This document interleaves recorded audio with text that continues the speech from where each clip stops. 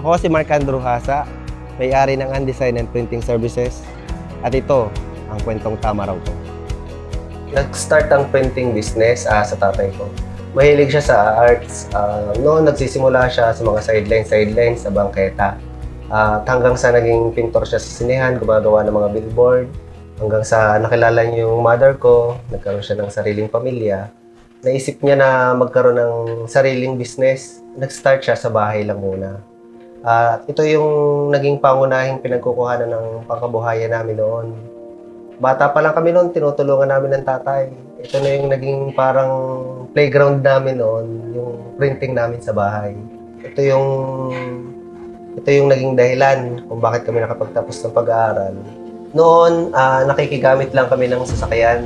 Umihiram lang kami ng sasakyan kay tito ko. Yung lumang tama raw pa niya yung ginagamit namin. Hanggang sa nagkaroon kami ng sasakyan, sariling sasakyan. Toyota 4K, owner lang yon. Kinakargahan namin ng mga signage, ng mga materyales, at saka pag bumibili kami ng mga materyales sa Manila.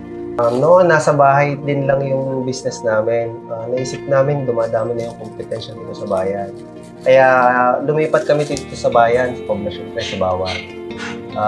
Lumalakas yung business. Naisip namin na bumili ng bagong sasakyan. Bigla naman lumabas itong si Toyota Tamaraw. Mas convenient siyang gamitin. Nakita ko sa FB page ng Toyota Lipa, ang Toyota Tamaraw. Bago sa paningin. Sabi ko, maganda to mukhang FJ Cruiser. Siguro pakiramdam ko pag nagdadrive ako ng Toyota Tamaraw, naka-FJ Cruiser ako. Hanggang sa napag-isip-isip ko, magandang gamitin to para sa aking business. Ito yung nararapat na pagkargahan, maluwang. Simula nung mabili ko yung Tamaraw, malaking tulong agad dito sa business ko. Mas madali siyang kargahan, di katulad nung dati. Tinatanggal ko pa yung mga upuan, medyo mahirap matrabaho. Di katulad ng Tamaraw, tinutupi mo lang yung upuan, kaagad makakargahan mo agad ng mga materyales. Mas malakas pati yung hatak ng makina niya, mas maganda. Saka hindi lang pang negosyo to sa Undesign Printing, kundi nagagamit ko din pang pamilya. Pag may mga pasyal, mga may pupuntahan, madaming naisasakay. Dito ko napatunayan na ang Toyota Tamaraw ay panalo sa forma at pangmalakasan sa karga.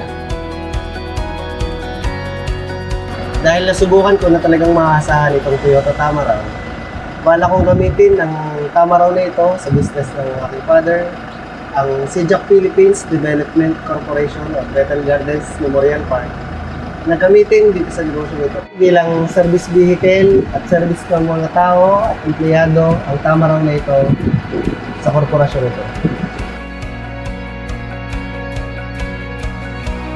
Ikaw, anong kwentong Tamaraw mo?